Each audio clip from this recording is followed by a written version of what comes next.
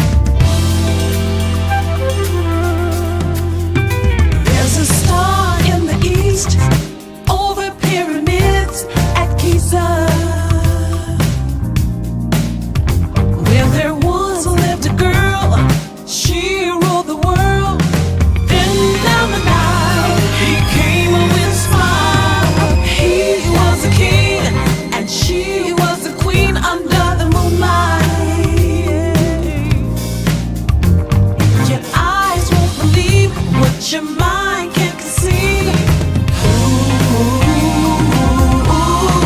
Nights over Egypt. Nights over Egypt.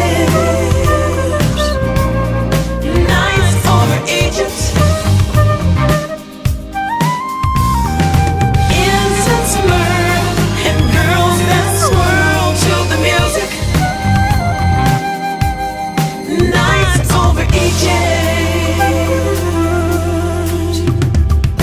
Women feel the heat, wear veils to be seen by no one, no one, no one. Take a caravan across the Sudan, Sahara beside, it's just a mirage. Oasis in the sand, where life once began under the moonlight. Moonlight, yeah. Your eyes won't believe what your mind can't conceive. Nights over Egypt. Nights over Egypt. Nights over Egypt. Incense and myrrh and girls that swirl to the music. Nights over Egypt.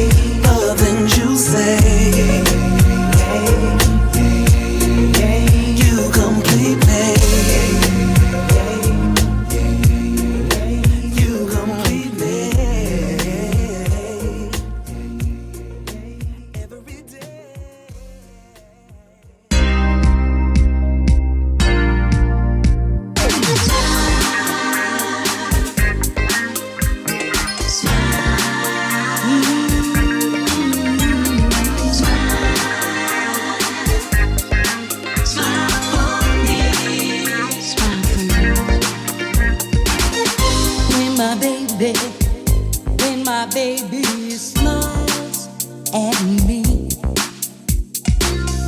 drives me crazy, makes me hazy. I just can't see when my baby, when he smiles at me, drives me crazy. Everyone can see when you smile, smile,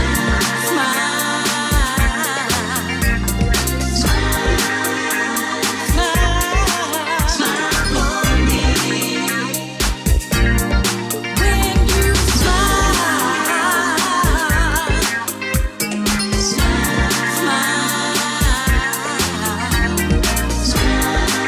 smile for me, baby. Smile for me.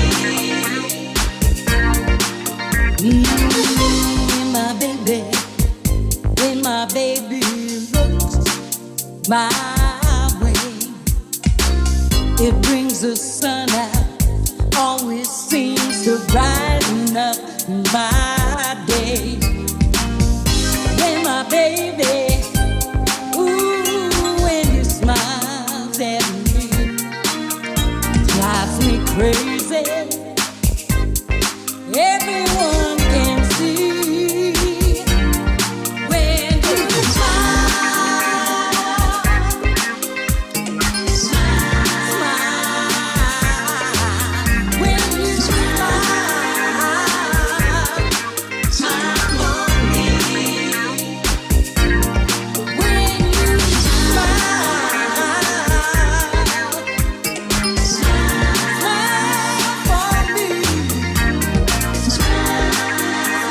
for me, baby. Smile for me.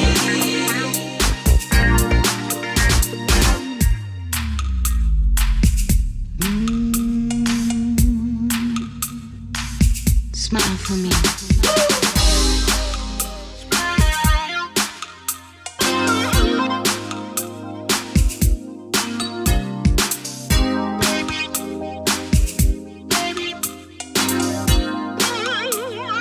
Let me see you smile, baby.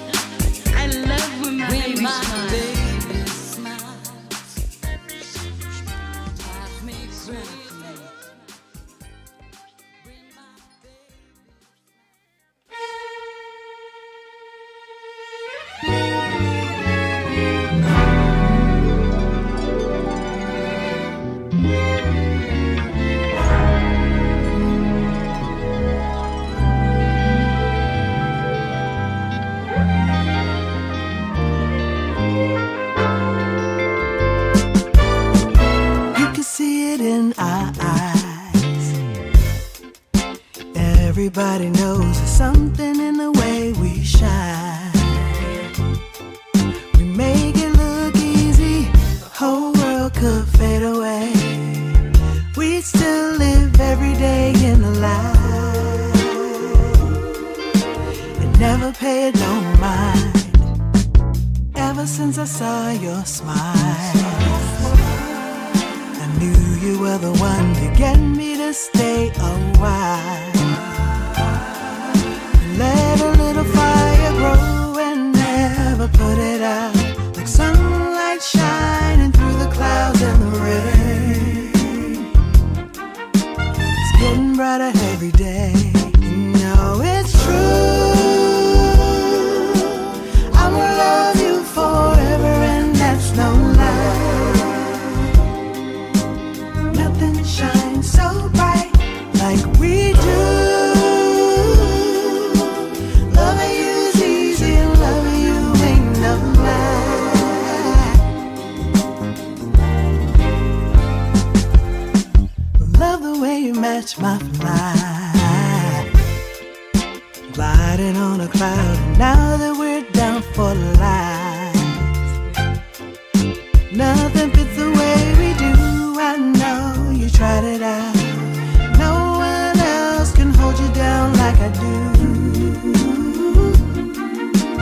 And I know you know it too. No, it's true.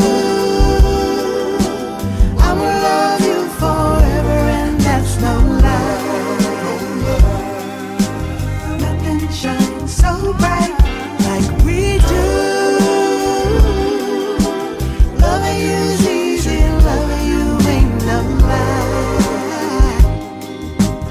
Ain't no lie, no lie. It's in the way you hold me and never let me go. Don't let me go.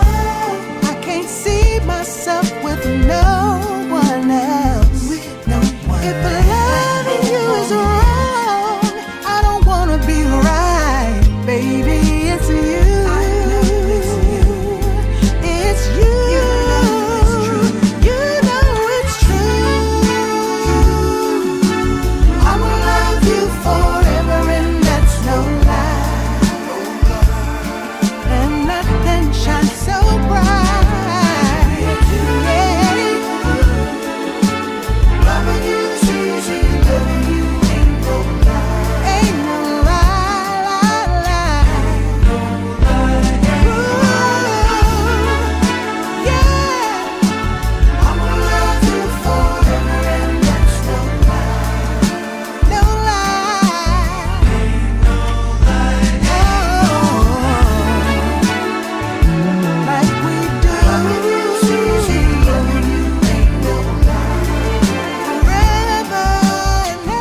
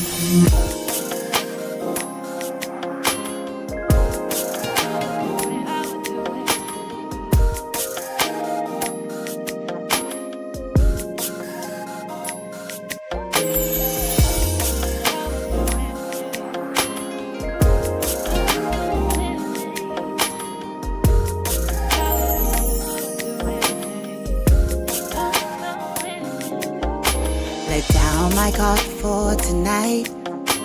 It's one of those nights where you've been all my life. You smell so good and you're dressed up nice. You know I'm so hooked. You got me shook, baby. You drive me crazy. You want me to chase you in the fast lane so I can get next to you.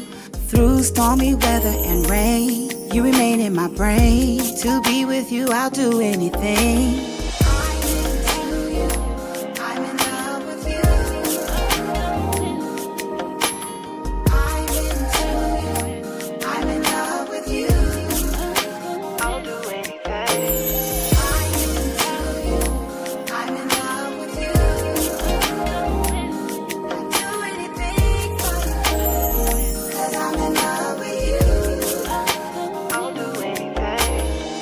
lucky when I'm with you. Love taking chances with you. And every night and day, you're making me happy. So happy, it's satisfying. Oh baby, I missed you constantly. The same about me. Oh, so crazy, but in a good way. And for you, I will do anything. I'm in love with you. I'm in love with you. I'm into you. I'm in love with you. I'll do anything. I'm into you. I'm in love with you. I'll do anything. 'Cause I'm in love with you. I'll do anything. I'm into you. I'm in love with you. I'm into you. I'm in love with you. I'll do anything. I'm into you. I'm in love with you. I'll do anything for you. 'Cause I'm in love with you. I'll do anything.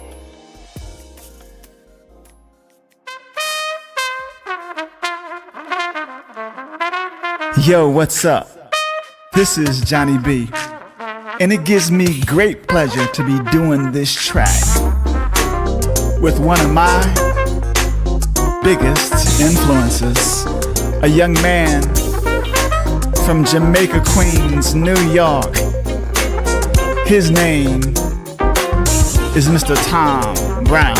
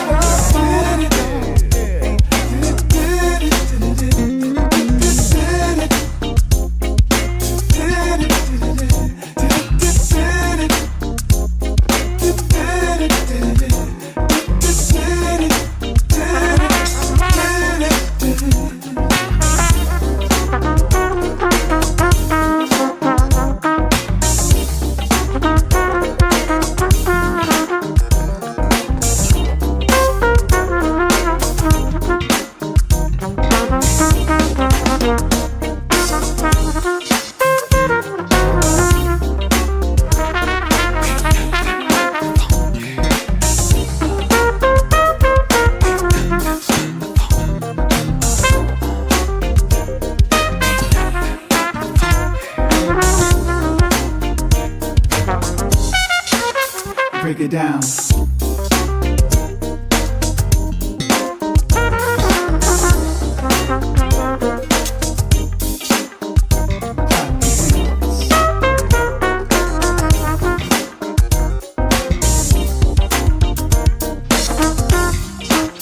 Tom Brown.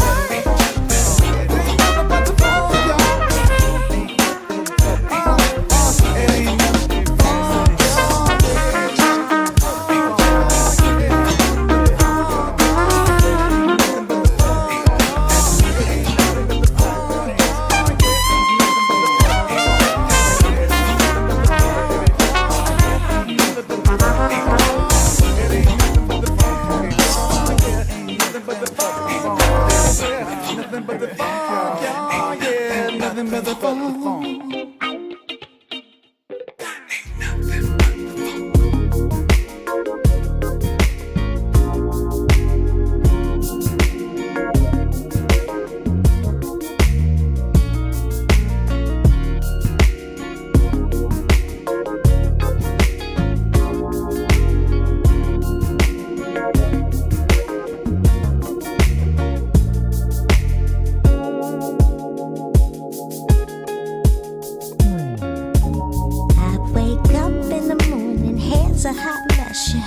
Kinda lazy, don't wanna get dressed. My attitude's on a whole nother level, borderline classy, somewhat ghetto, but you love me. Yeah, you love me.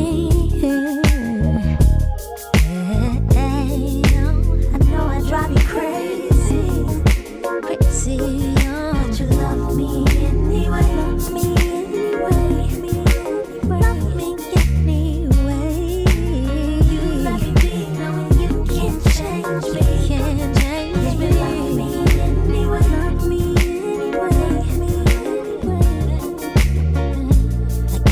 Straight, no chaser, big mouth on the run.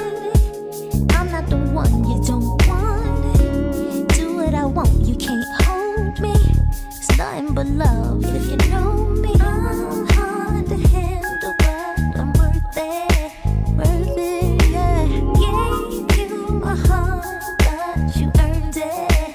Oh, and I'll always will be yours. Always be yours. Just don't try to change me. Don't try to change me.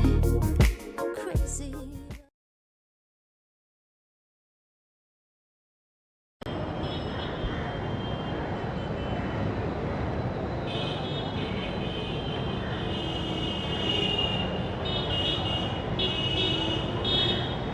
Hello, everybody. I'm your host, Gary Fuston, and welcome to GHP Radio, the Indie Live Spot. Thank you for tuning in. Hope your week is going great. Well, let's get something started. Are you ready? It's GHP Radio, the Indie Live Spot, with your host, Gary Fuston, with co-hosts CTK and Von Coulter. Are you ready?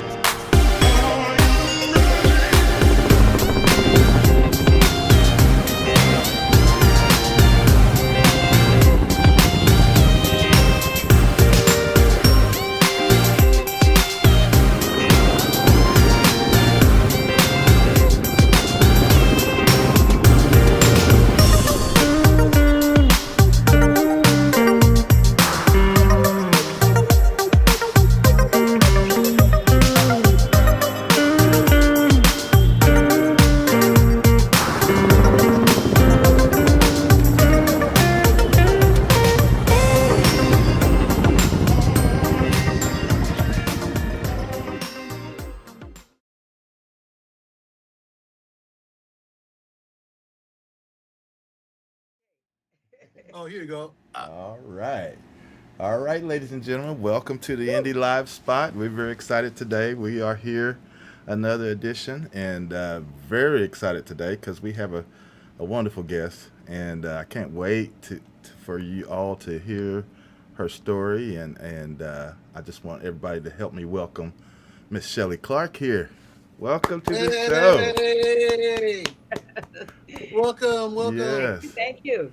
So happy to be here with you guys. Well, we're so happy you're here, and thank you so much for taking out the time out of your schedule and come share some good stuff with us. So, yes. How you doing? Doing okay?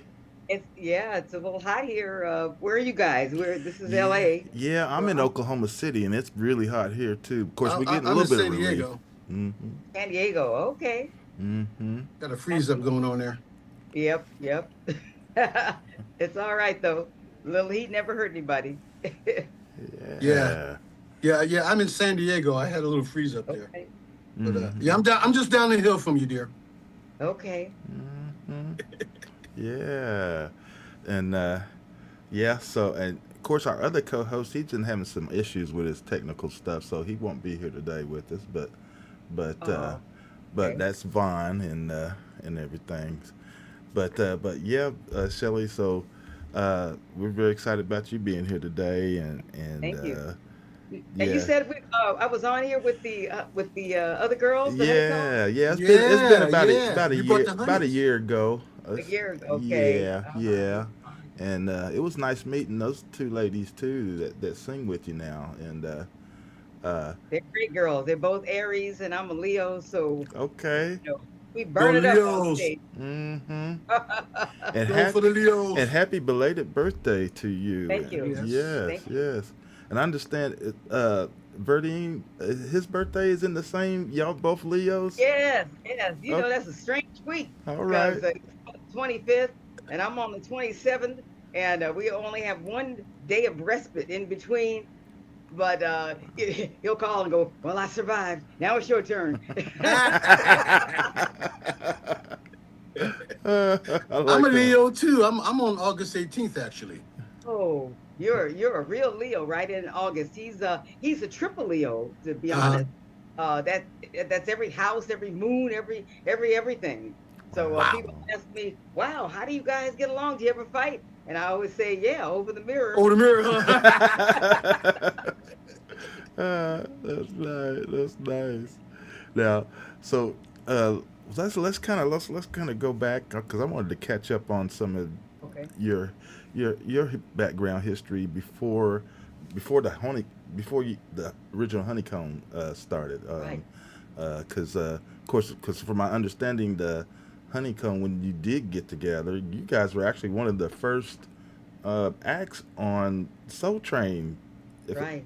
Yeah. which We were is the first act. yeah. I thought it was, I didn't know what kind of show it was. I didn't think it was going to do well. And Wow. here we are all this time later, and Hmm. Questlove is getting ready to do a documentary on Soul Train, so we'll be up and ready for that probably next year. Awesome. Plus, we're going to be on the Soul Train cruise next year. But yeah, Soul Train, I thought it was like a test show, Hmm. and they were going to test it out, and here we are. We're sort of new group with a new song, um, Hmm. and we got on there, and we did real good. They had us back three more times after that, but I remember doing the first show. Hmm. Don Cornelius was like he was done with me because I had on uh, a dress that was very plunging in the neckline, and he stormed in and he said, "You can't wear that. This is a daytime daytime TV show. I'm gonna get kicked off the air, for the on the first show." And so I said, "Well, yeah, I didn't bring anything else to change into, so I don't quite know what to do." So he said, "Well, go ahead and wear it. We're not going to give you any close-ups," but they did. Okay. So, That was a good time for black music. That was a good time right yeah, there. And I remember those days very fondly and well, and very excited every time we could see the honeycombs anywhere because anyway. that song was so blown up Oh that we man. just wanted to get eyes on it. And when Hmm. we did, that was our first chance for everybody nationwide to get eyes on that. And it's a great memory. But please tell us more. I mean, honestly, I didn't think much of the song. I'm kind of like the way Philip Bailey, Earth, Wind and Fire, when he sang September, he said, "Man, it's like a B song. Get this out, get this out of here." Okay. And he laughs about it today because it's the number 5 song that's played every 8 seconds in the whole world. And he said, Wow. "I just Wow. didn't hear it. Uh-huh. Hmm. My bad. Wow. I didn't hear it." So I didn't really hear one ads. I heard a couple of others, but who knew that the song would run up the charts and kick the Rolling Stones out the number 1 spot? Okay. Not me. No. Okay. Not me, because I was in such disbelief. I went and took a job on a TV show Oh. against their wishes, actually, because they asked us not to be seen anywhere. It's, Okay. you girls have recorded. Now go home and just wait. We're going to wait it out. We want a fresh face, no TV, no shows. And I said, "Yeah, okay, fine."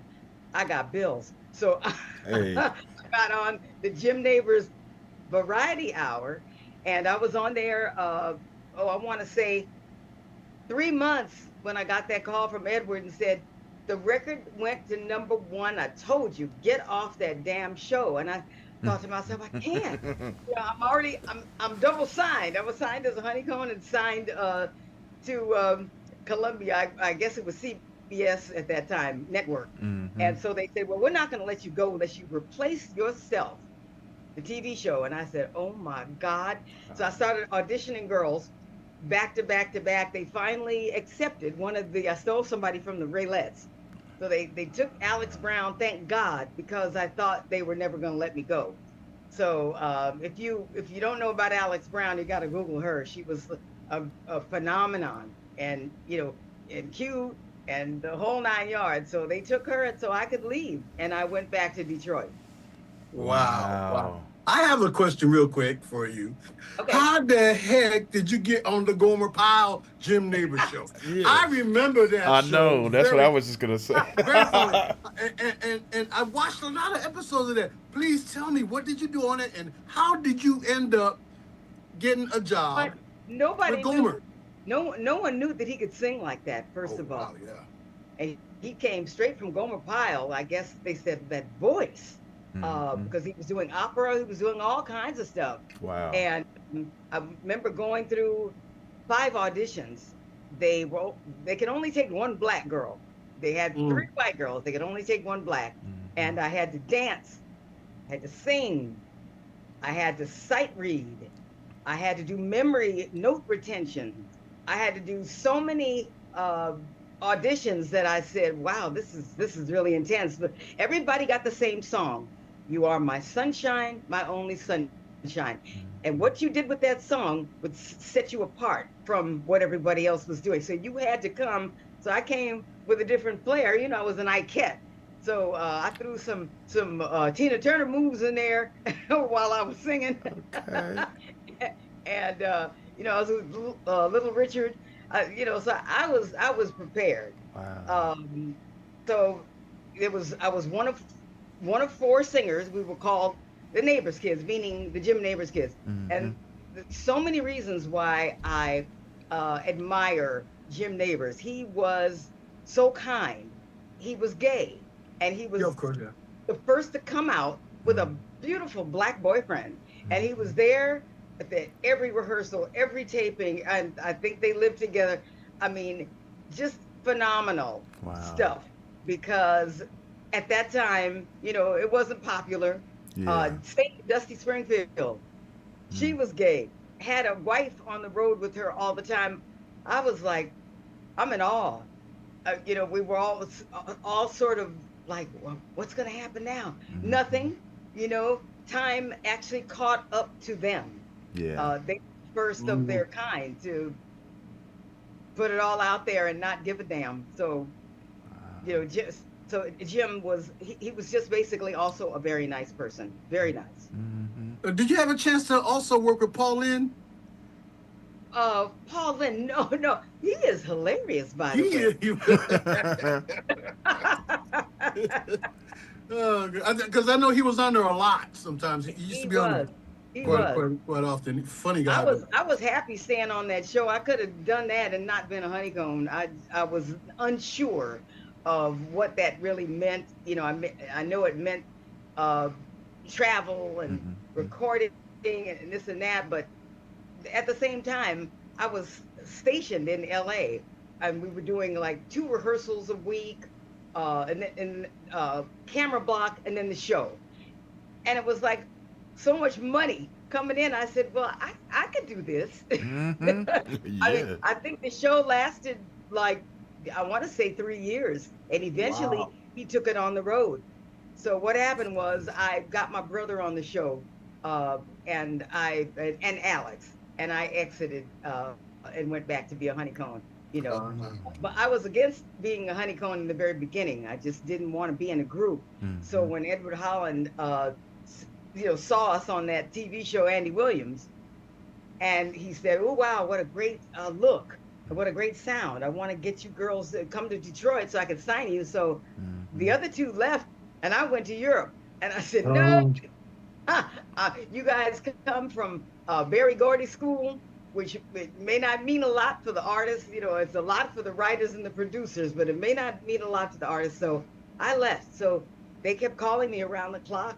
in wherever I was, London, here and there, and they finally, they got a name for that now. It's called stalking. Mm-hmm. Yeah. Stalked me until I came back, uh, but I told them take someone else, and I think they did.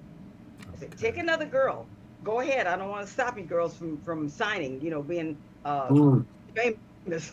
Yeah. So they, and I think that Edward Holland rejected that group, and he said, no, I want the three that I saw on television, on the Andy Williams special, which of course we sang background. We were just session singers at that time. We sang background for Dionne Warwick, and we sang background for Burt Bacharach. I'm still looking for footage. I have footage with Burt Bacharach. I'm looking for footage of Dionne Warwick. If anybody has any, please send that to me. That had to be 1968, 67, something like that. Wow, that's so cool, man. Oh, yeah. Now I didn't know that Jim Davis had a black boyfriend. Oh man, I'm still tripping off of that. And he was gorgeous. He was gorgeous, and they were both so nice and accepting and complimentary and the whole 9 yards. Just a beautiful couple. What can I say? And ahead of his time. Nobody was coming out like that at that time. Right. That was in the 60s, right? Nobody was coming. Was he like a Calvin Lockhart looking type of brother? Or? As I remember, he was more like an Idris. What's his name? Idris Elba. Yeah. Yeah, more like that. Just handsome, tall, majestic, brown skin, and just a very cool guy. Both of them. They were both beautiful people. Wow, learn something every day. That's amazing. Mm-hmm. Wow. Please enlighten us with more history we didn't know. I know, right? So when the Honeycomb got together, because when we talked a little bit about your group was being like very actually first act on Soul Train. I mean, that's just amazing, and because Soul Train was such a wonderful show that I'm sure. Yeah, I'm sure being that you guys were the very first. I bet you guys didn't have any clue how it was gonna. You know what I mean? Yeah. Nothing. How did that? When we signed with Holland Dozier. They of course were the I want to say the kids of Berry Gordy. They had so many hits over there at Motown. So it was a blessing and a curse. Of course, they were in a deep lawsuit with Berry because they had left Motown. And they could not use their regular names. That's why when you go to any of our albums, you'll see strange names on there. Edith Wayne, this one, that one. They were using pseudonyms instead of Holland Dozier, instead of Edward and Lamont and Brian. Although, look at that. Oh, wow. Cool. Look at there. Who is that lady right there? There's Edna. Rest in peace. Our wonderful lead singer. Wow. And the other girl has since retired. We do talk periodically, but she wants nothing to do with the industry. I can see why. You have to be strong and committed, because this industry will do a number on you if you're not. So that's why I take my hat off to Earth, Wind, and Fire. They've been around maybe 6 decades or so. I know, right? And they still going strong. It's an industry that's more, I guess, easier for writers and producers and people like that. But when you have to tour and beat that road, I know you heard what happened to Lionel Richie lately. They're on tour together. He's back out, or is he okay? Or yeah, he's fine. But when you're in your 70s. Like he said, what did he say? What did he say? He said, when you get tired, you feel dizzy, you sit your butt down. Right? Yeah. Well, it's all about performing smart. So you have your water, you have your electrolytes. Now he drinks all through his performance. He drinks electrolytes. Good. Because I guess he got dizzy because of that. So yeah. it's better, and of course Verdine is back to full health now. You know, he was on the road all that time, 5 decades, and just beat him down as well. But he had great care, great rehab, great doctors, and he had me on top of him No, yeah. with a hammer. Yes. Do the right thing. So Absolutely. he did. So he's back touring again. Wow. Thank God he had you, because I tell you, women keep us alive. And thank God he had you. Mhm. You know, That's what he says. Yeah. Cool. Now, don't get married, Drake. Anyway, we get to Detroit, and of course, Edward, I was gonna say, said, "Okay, I want to sign you girls. Going to name you Honeycomb." So we looked at each other and said, "Okay, what's a honeycomb?" He never answered, but we found out years later it was his favorite ice cream, especially as a child. And so I saw him lately. I said, "Why didn't you just say that?" yeah. And he said, "No, you girls was gonna make fun of me. I wasn't gonna tell you."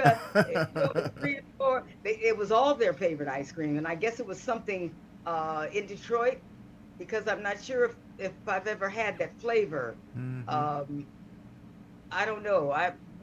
Maybe you guys have. I don't know. I see it online a lot, and Yeah. it's honeycomb ice cream. Wow. I'm not sure. I think it's a back east kind of flavor. That's Because I never heard of it. I'm from back east. I never heard of it, but yeah. never heard of it, right? No. I've heard of waffle cones, like Wow. yeah, with ice cream. That's kind of probably similar to that, I would imagine. But If you Google it, it'll take you right to their Instagram page, and it says honeycomb ice cream. Oh, there we are on. That was a Sonny and Cher show, I think. I think. Time escapes me. Yep. And that's Edna Wright again. She was fantastic lead singer. Of course, her big sister is Darlene Love. And Darlene had the Blossoms. And the way we got together was Darlene and her Blossoms couldn't do a show. Look at that move right there. What? Let the show to move. That's right. I love it. Love it. So we got on the Andy Williams show because of Darlene. yeah. Wow. Wow, fantastic. Thank you. That is Thank so you. cool. Sorry to bust that out on you, dear. I like But it was beautiful. It was beautiful. Uh-huh. Totally love that. It was. Now, I did a little bit earlier. I heard you talk a little bit that you was an ICAT. Yeah. When did that happen? I was minding my business. I was a teenager, minding my business. And I got a call from a woman who was actually married to one of the Temptations. She was married to Otis. Oh. But I didn't know she actually worked as a talent scout for Ike and Tina Turner. And so she knocked on the door and she said, "I'd like to audition you to go on the road, to be an Ikette." And I was like, wow, okay, whatever that is. I think I knew about them, but not a lot. Anyway, she auditioned me. She said, "You'll do fine." Her name was Ann Kane. And I said, "Okay, when do I leave?" And she said, "Tomorrow." I said, "What? Impossible." They said, "Well, they need you." So I figured, now that I know better, I figured evidently one of them Ikettes was flirting a little too much with Ike, or, they were getting too chummy. So Tina got rid of her, and it was a thing that, it was overnight. So I had to Wow. replace an Ikette. And when I got there, I could see why, because, Ike was there right away, thinking, and I said, "Why are you here? Why are you in my room?" He says, "Well, I'm going to spend the night here." And I said, "No, you're not." Oh, no. Did he see it? Did he see it like that? I'm gonna spend it. I'm gonna spend that. There's something that you, Al McKay, and myself have in common, Al McKay, that's right. and we're from the Ike Turner School. That's right. We all performed with Ike Turner, all three of us at different I call times. him- He is a diabolical genius. You got that right. A diabolical genius. Yes. Yes. And that's what I thought when I had the pleasure to play with him, though. But yeah, we're from that school. So here's to you for making it through that school. Well, here's very little known facts. Prince patterned his life after Ike Turner. Uh, Tina Turner, Vanity Six, wardrobe, guitars, the whole thing. I didn't think about that. You mentioned that. Yeah. Think about it. Yeah. The whole thing. So not a lot of people know that he was a hero and a mentor, that Ike Turner was. So Ike was smart enough, in a way, to know also that we were going to have to go down south and play that Chitlin circuit. He was smart enough in the whole realm to hire female women, powerful positions, right? Yeah. He had a female doing the booking, had a female as a talent scout. He had a female road manager, a white girl, and she was able to make it easier for us to tour because, of course, down there, you know, it's any man's world. You know, you have the what you call the green book, the places where you could stay. But of course, I got a whiff of that when I traveled with Cab Calloway. And we toured 7 months, and we had to go through that circuit. And my mother, being white, could not stay with me in the black hotels, and I couldn't stay with her in the white hotels. So they were sneaking me to see her on the underground, you know, like the underground. You know, threw me in a car with a blanket on top, and because any black and white that got caught together in the 50s, you were going to jail. It didn't matter your affiliation. No. It mattered. That's my daughter. Who cares? She's black, you're white, you're going to jail. So she was already in trouble for marrying a black man, and that was in the 40s. So, you know, we just had to work it out. You know, America has some very ugly parts to it. Yeah. We had to, you know, we had to get in where we could fit in, and so we understood. You know, we understood. Yeah. Wow. Yeah, that's something else, isn't it? You know, I mean, for and a lot of people, especially these young people, they don't know how how things were back then. I mean, it's really tough. You know, having to juggle all that, you know, and then try to be professional and perform and all that good stuff. So, kudos to you for going. Thank you. And here you are, 9 years old, trying to settle it. But back to Tina. And all of us, Al McKay, you know, I guess the only way I got out of that was that I was in that horrific bus accident. I remember that. Enter Al McKay, my hero of heroes, that found me in the snow after the bus. The poor bus driver, Duke, was overworked, and so he was never sleeping. So he hit an embankment, and the bus turned over. Somehow I flew out the door, the window. And it was Wichita, Kansas. Wow. It was dead of winter. And here comes, I mean, I don't remember anything. Here comes Al McKay digging me out the snow. Just looked up at him and said, Al, I have a headache. Can I have a pillow? You know, getting delirious. And Al took his jacket off. Wow. It was snowing in the dead of winter. And he stuck it under my head. And the next thing I remember was ambulances coming now. There was no internet then, so I don't know how they got there so fast. Yeah. You know. Al is a beautiful human being. He's a real good brother. He's been my mentor. He's the one that said CTK. So you wonder, is there anything shorter? He's the one that came up with that. But he is a real brother on and off stage, and a gentleman. God bless him. People say that you all remind of each other? Do people tell you that? We were at he was doing the show at some park up in LA, and we were backstage with Bear. His son was back there. Bear, yeah. And so all three of us were together, and somebody, they said, "Are you guys related? You guys?" No, we're not related.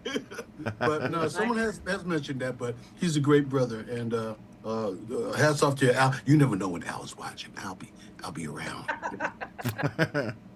But I love one thing that Ram Lee told me one time about Al. He says the thing about Al McKay, he loves being on the road. And he said the thing about Al is Al doesn't need one residence to stay in. All he needs is a P.O. box. Because that brother makes so much money off them songs that he wrote. That's all he needs is a P.O. box.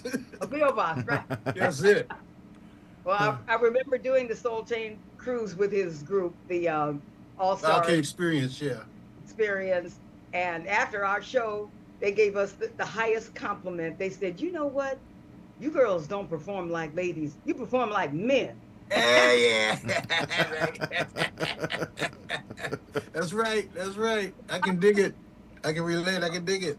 And I agree. On its face, you would say, you would be offended, but I loved it because I knew what he meant. We go hard. Yeah. We have a choreographer that understands that you got to come with a show. Mm-hmm. You can two-step if you want, but you'll you'll two-step yourself right out the industry. You got to come with the show. Yeah. You got to come, work the stage, make sure you hit everybody. You see everyone, which reminds me, we have a show coming up. So shameless plug. Yeah. Who's ever in the LA area, come out and see us at Catalina's Catalina's Jazz Club, August 14th. You're gonna see a great show. Oh, great. Oh yeah. Shameless plug. So bring us up to what happened when the Honeycombs, they kind of disappeared. They just Well, what happened was Holland Dozier and Hot Wax Records and Victus Records, they had 3 labels under what they were doing. They all went bankrupt. And so there was really nothing they could do for any of the acts anymore on any of the labels. So Edna kept the name Honeycomb, although they didn't let us own it. They let us perform under it. So she had a group of girls that she would tour with under that name. I was not interested because I felt the chemistry was gone when Carolyn up and quit. She just said, I've had enough. I'm broke. I'm tired. I need to get off this road. And that's exactly what she did. She left us high and dry while we were on the road. Wow. So I had to get another girl, a friend of mine, to come out and finish the tour. But I understood what Carolyn meant. No royalties, no publishing, no nothing. It was the reason that I didn't want to sign in the very beginning, because I sort of saw that in the future. Yeah. And I felt, well, I'll go ahead and I'll just do what I can do with the group, and that was it. So Edna went on and toured with the group, and I just took a hiatus. I had a couple of other groups. I didn't want to get in her way. Went to work for Eddie Murphy for 5 years, and that was good. My mother always told me, take a typing course, because you never know what's going to happen. This industry stuff is nice, but she was a Russian Jew and real hardcore, and she said, have a backup job, which went to serve me. I worked as a radio programmer for KKGO Radio. That was Chuck Niles. Jazz radio. Yeah. I had a lot of great jobs outside of performing. So by the time I put the group back together, it has to be 12 years ago, with Kathy and Wendy. It was great, except, I said, where am I going to get 2 girls?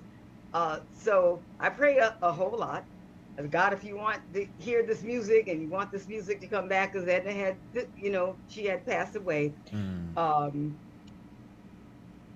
Verdine actually stepped in. He says, I'm sorry to cut you off, but that was going to be my next question, because I know in the 80s, you guys got married in the 80s. I know that. I was going to ask you, what year was that when things started dissipating, and then you met Verdine and how you met him? That was going to be my question. You went right into it, but yeah. Right into it.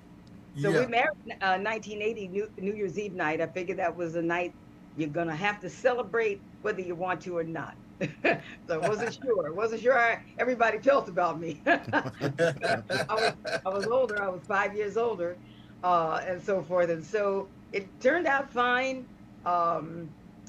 We stayed married, and then of course Maurice broke the group up, and then we had to rely on other avenues of revenue. And so I went to work. I actually also had another group at the time called Strictly Business, and Verdina went to work producing Red and I think it was called Red and the Boys. They were the first go-go act of all time out of Washington D.C. I want to say out of D.C. So we went along with life until they decided, we're going to put the group back together. So of course, if you saw the EWF documentary, you know that Maurice and Verdine were estranged for at least 5 or 6 years. So I got together with Maurice's lady, Marilyn, and we tricked them on the phone. That's how we got them back talking, because they both had tremendous egos. And I said, hey, let's pretend, you pretend that Verdine called. And I said, I'll pretend that Maurice called. so, so I said, honey, telephone. It's Maurice. And she did the same. She said, honey, telephone, it's Verdine. He said, oh, he wants to talk to me? And Verdine said, no, he wants to talk to me after all this time. I said, yeah, he wants to talk to you. I said, you don't know. You might want to apologize.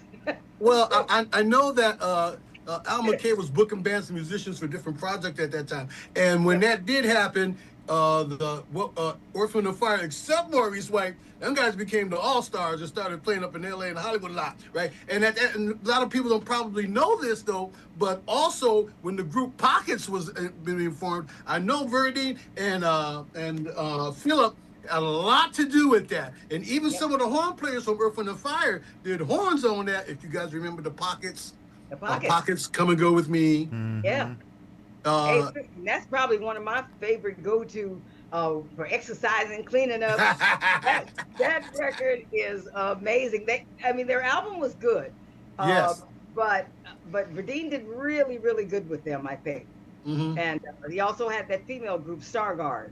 Stargard, yes. Yeah. Stargard. But Pockets had that. It still had that Earth, Wind & Fire feel. Yes, they did. They had that feel still, because it was still orchestrated, funk, and the vocals and all that.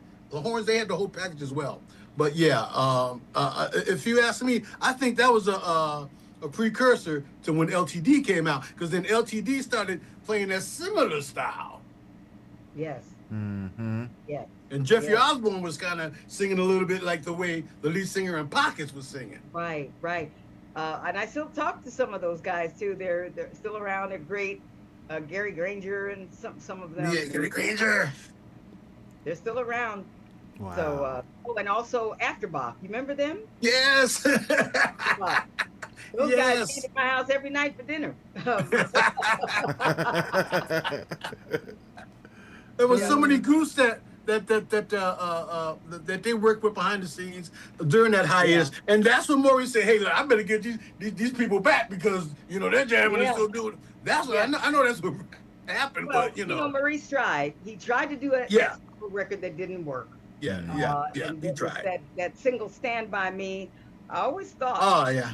I always thought that he wanted a career the way Lionel Richie left the Commodores. Mm-hmm. Yes. But actually, they kicked him out. He didn't want to leave. Yeah. He didn't want to leave. He said in his book that I read, called Truly, he said he was devastated and he begged to stay. But they were already so jealous of him. He was doing all the songwriting, and Suzanne DePass took a liking to him, and she made him do more vocals on stage, and so they were opening up for the Jacksons, so they had quite a bit of notoriety. But when you're writing songs for Kenny, what's his name, the country singer? Kenny Rogers. Kenny Rogers. Yeah, come on, and then you're doing Streisand and all that other stuff. You're gonna smell something in the air. Yeah. You know. Yep. So I think he was humbled back into putting the group together. And that's just my opinion. I agree with you. Okay. Wholeheartedly. Yeah. So that was good, especially for the principals, Verdine and Ralph Johnson, and Ralph has a good book out too called Rhythm and Fire. That's a good but so they say in the documentary, when they came back together, they got 5 of the members. When they came back together, they weren't as popular anymore. They had to just sort of inch their way back to their former fame, because life moves on. Life moves on, yeah. So you will be forgotten. But it turned out good. It turned out great. But not the honeycombs, girl, because they're honeycombs forever. And that would not be forgotten, ever. I remember going to junior high school house parties with that one, you know. Well, you know what's nice? What's nice is that they have been using our song for commercials. So yeah, Jay-Z got it 2 years ago, and for his Bose headphones, and this year it's Amazon Prime. So you know the music just kind of lives on in spite of the artist, which is a good thing. And we've had a lot of samples, just like Earth, Wind, and Fire. Yeah. But we had Go Records before them, so you know that's worth noting. Before your husband was running around without a shirt on, yeah, you know that. What was that soul? What was that soul? They used to be on that show. They premiered on Soul. That show called Soul. Everybody had their shirts off. The shirts off. Yeah, I think you know, Maurice encouraged them to just be themselves. Berdine's mother was horrified on the other hand. And he was like, boy, go put some clothes on. Especially when the music stopped and it kept going. Right. Wow. Well, God bless you guys on your 40 years so far. I want to wish you 40 more. Thank you. And please keep take care of each other, please, because we love you guys. Actually, if you're talking about being Verdine, it's 47. So, but I'll take it.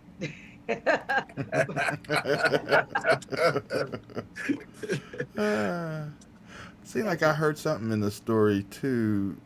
Did Mary Wilson like try to ask you to? Yeah, she did. Yeah. Now listen, that was right on the heels of me coming out of Honeycomb, and she asked me to be in the Supremes. Came to my house. I love Mary to death. Rest in peace, Mary. She was really gracious too. She had me come over to her house. She had a lot of house parties. Yeah. You know, at her home up in Hollywood Hills. But I just could not be in another group, a girls group at that time. It was not something I wanted. I didn't want to be in the first one.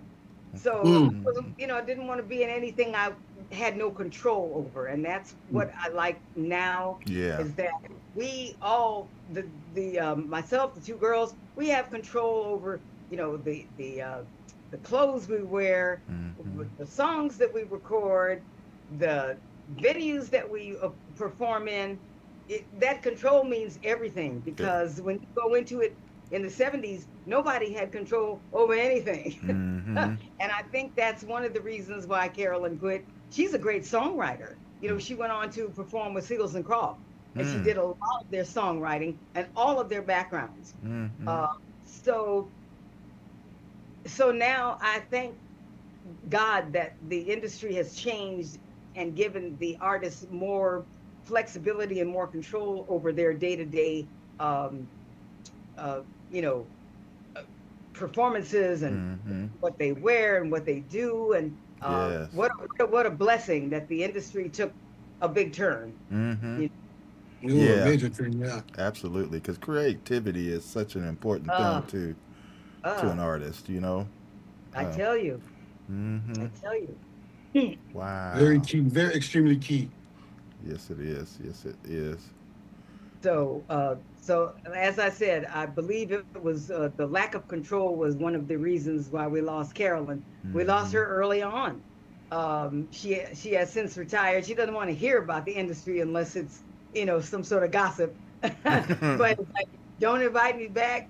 You know, let's just talk about the, you know, regular normal stuff. So I understand. She likes gardening. She does, you know, cooking and gardening, and, you know, kind of like Martha Stewart. She's like into that end of life now.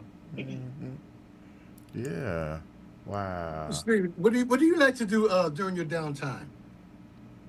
During my downtime, well, I got 3 dogs, and when I'm not sending them off to daycare, I don't know. I like to be home a lot. I like Maurice did. I like coloring in etching and coloring in different coloring books. I like putting colors together. I like shopping, but not a lot. Um, so, I just like living a real chill lifestyle. I still work out a little bit, nothing, no heavy duty weights, but just, it's important in your 70s, I think, to just stay active and just, take your daily walks. That's one reason how I was able to get Verdine back on stage. We walk twice a day for 90 minutes. And I know it seems rough, but it was necessary to get the body back moving. Yes. Moving. Yeah, he came back pretty quick too, if you ask me. He did. It was about 5 months or so, and he took his first date at the Hollywood Bowl. Yes. So he looked so happy up there, just playing and smiling. And I said, "That's the Verdine we all know and remember." That's kind of like apropos because that's when Earth, Wind, and Fire actually blew up at the Hollywood Bowl. And then for him to come back after his illness and blowing up again, that seems about right. Yeah. Yep. It was great. So it took that kind of rehab. We had to do something every hour on the hour. In the daytime, it was 11 o'clock. Try and run the show. I mean, he had trouble picking up the guitar in the beginning. It was just a little too heavy. Because he had like maybe 2 or 3 procedures back to back. Each one that pulls a little something from you. So every hour on the hour, he knew, okay, it's 12 o'clock. It's time for lunch. Okay, it's 1 o'clock. It's time to listen to music. Okay, it's 2 o'clock. So, I think that rigidity got him back together because he knew he had to do certain things in order to get back on stage. Then he had to run. Then we had a few days where he had to run the whole show. And he wasn't strong. He wasn't, physically strong in that sense, but he did the best he could. So he was fortunate because he had you to be strong with, because you had to be strong for both of y'all. Yeah. And you're talking about him an hour every hour, every hour and an hour doing something. You were incorporated into that double time. So my heart and kudos to you, lady. Okay, for bringing that forward. Yeah. Like I said, we can't live without you. No. We can't live long without you. We can live. We can't live long without you. And to his credit, he thanks me every day for. And I have a video up of his progression.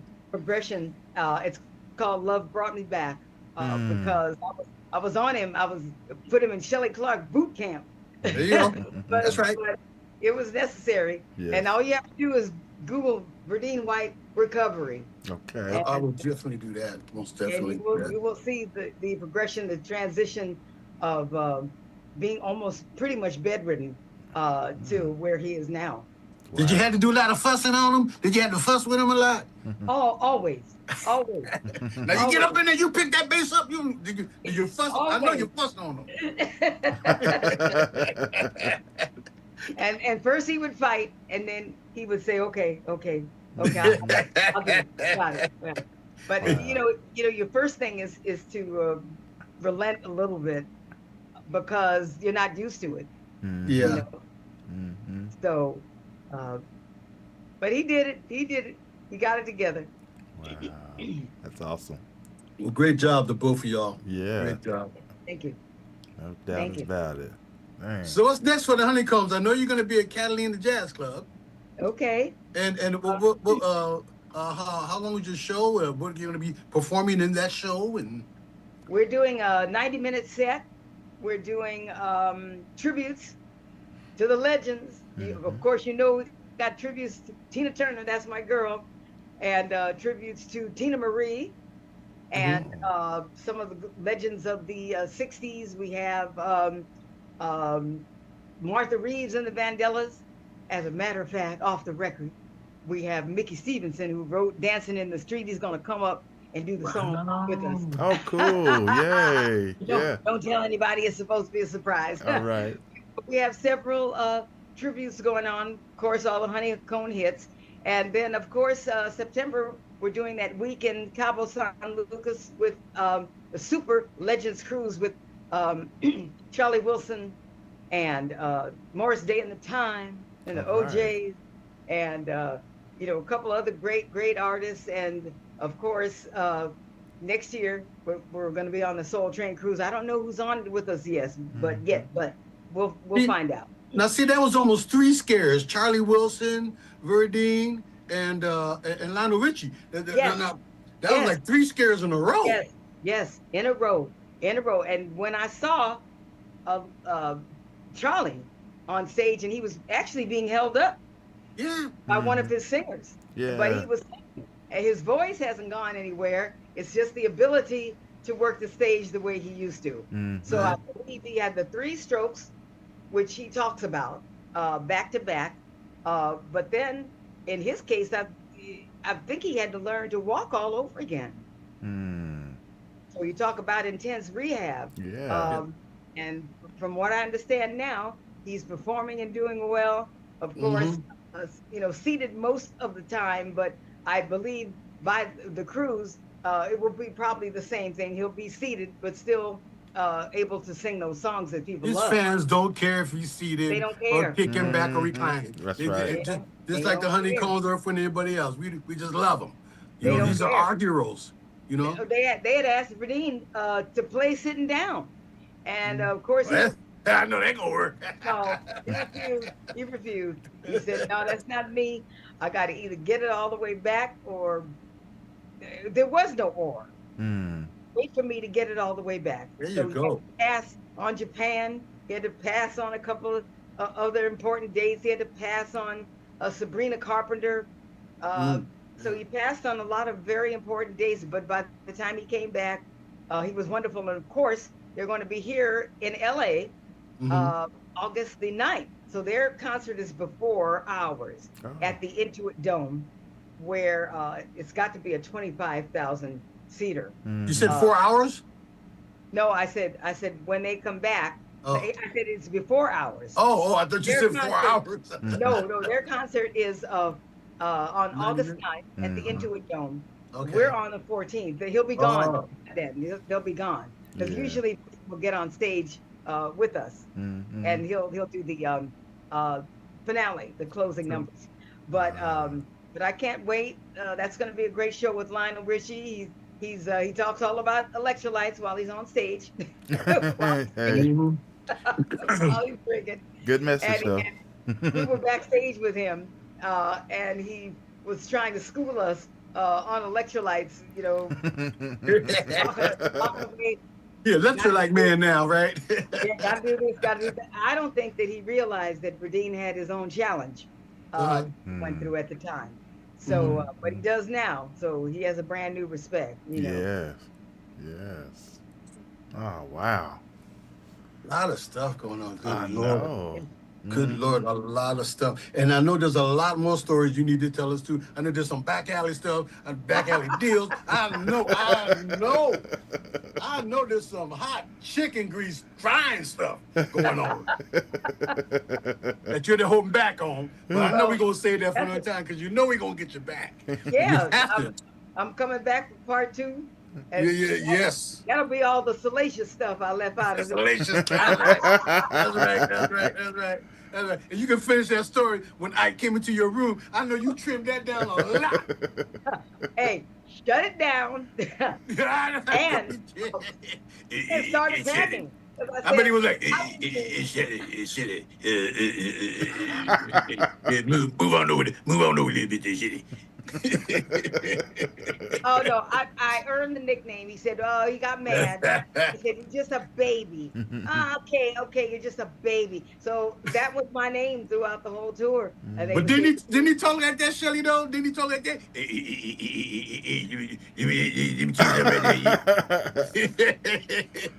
Oh man! Oh goodness gracious! So much fun hanging with you, Shelly. So much fun. But you gotta come back and tell us.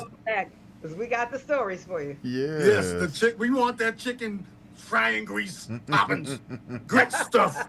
Mm-hmm. Well, Yes. it's been a great time. What can I say? Well, Yes. well, we should enjoy it. And gosh, yeah. Oh, and by the way, is Verdine? Are they? Where's their next tour? You say? Or Their the next, say it or again. or their next performance? Are they? Is it the Well, one that they're coming? they're working their way around to L.A. I Okay. believe they left Denver. They're Mm-hmm. headed to Seattle. It's Mm. hard for me to keep up unless I get the memos. Mm-hmm. Even he'll call and say, "Where am I Uh-huh. I know you're checking up on Yeah, them. I know yeah. that. today?" Mm-hmm. Well, So we keep each other informed. He's coming around, and I think they're going to do uh, Seattle and something else. They'll mm-hmm. work their way around to LA, then they're back off to Palm Desert, Mm-hmm. and then a few more dates, and then I think they're off. Okay. They'll be off for a week or two. Don't Mm-hmm. forget we have the Venetian residency coming up in September. I'm sorry, October. In Las October. Vegas. And that will be the 16th to the 31st, where we're just one place. Okay. Well, that's good. Will be one place. In that stint, we are going to be honored at the Dream Awards in Las Vegas. I believe the date is, I want to say the 25th. It's at the Orleans Hotel where the girls are flying in, and Verdine is receiving the Icon Award. Bill Medley will be there receiving a Lifetime Achievement Award. Honeycomb is Legendary Girls Group Award. There's so many great artists that are receiving an award at the Dream Awards. So if you're in the area, it's great to catch the show, Mm-hmm. the Earth, Wind, and Fire show, and then the awards banquet. It's at a different hotel at the Orleans. I Awesome. love the Orleans Hotel, but that's a name I have not heard in decades. Bill Medley? Yeah, I have not heard that in like right. almost forever. Mm-hmm. The Righteous Brothers. Yeah. One of them is deceased. Is that right? The Yes. younger brother. Mm-hmm. So I actually sang background for Bill Medley, and that was right after the Dusty Springfield Canadian tour. Oh. That I did. So That's the Springfield. yeah, Wow. yeah. Like I said, she's a pioneer. Mm-hmm.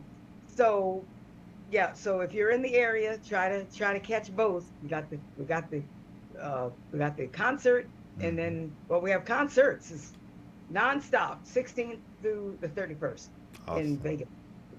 Very I tell you, nice. the Orleans Hotel, they're good for putting on these black tribute acts, though. These black They acts. are. They're big for that. They are. And my hat's off to them for doing that, you know? They They bring are. they bring They them are. all there. They Mhm. are. I think they have an Earth, Wind, and Fire act. Yeah, yes, they do. It's called Serpentine Fire. Is that one of them? Liberty Fire, yeah. I've seen them there. But One what's of- funny is I went there for one day, flew there and went and left. I think I was there for like 2 hours, just for that. I flew in and flew right back home. Because San Diego is so close, you know. Right. Right. Well, who knows? Maybe we'll get you back in there. We'll see. That's fantastic. So where can these people find out more about you? Please give Okay. some information where you can get your music. Yeah. And, Okay. and follow your schedule and Okay, support you.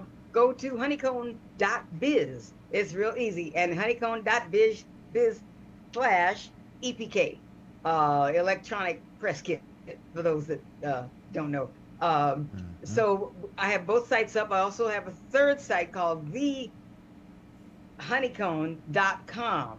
So there's 3 sites where you can find us, find our tours, where we're going to be, and also let's see. Oh, and Here Comes the Rain Again, our single that we've had out for a year and a half now. That's streaming on all the music platforms. So go and download that. You won't be sorry. I thought we were going to do an R&B song when we got propositioned. We need you girls come in the studio. Our husbands were the producers, and also 7-time Grammy-winning Neil Pope. And so little did I know he was going to give us Annie Lennox, the Eurythmics, Eurythmics. remake, Here Comes the Rain Again. Mhm. So we did a good job with that. We got a thumbs up and a heart from Annie Lennox. So I I think we did a good job. Are those records in that jukebox right next to you there? Oh, over there? No, but that's okay. We got other stuff in there. I bet you do. I bet you do. Oh, yeah. Well, thanks again for being with us and sharing this and sharing your time with us. We Thank you, greatly guys. appreciate you, Shelly. Absolutely. Thank you. It was Absolutely fun. You guys do. had a lot of fun. Oh, I think we had fun last time too. I don't remember. we Oh, did. yeah, we did. We We did. did. I think I told you you looked like Al McKay last Yeah, time. you did. Gary, I think that's a major compliment. Major yes. Yeah. Gary, thank you so much. You're welcome. It's just a pleasure, honor to have you here with us, and we look forward to the next time as well. So Thank you. keep it up. Keep the girls going, and we'll be looking out for you. Thank you. I see that. Thank you. And I appreciate it. Thank you, guys. Thank you. Have a good All right. weekend. All God right, bless you you, too. sweetheart. All Till next time. Till next Bye-bye. time. All right. This dick on his collar. If you want to, he's alive. What you gonna do, Shelly? What you gonna do? Oh, it says, tell you what I'm going to do. I'm going to put it in the one hand. That's what I'm going to do. But this time you're gonna put it on the internet. Okay. We'll do that. All Thank right. you so much. Thank so you. much.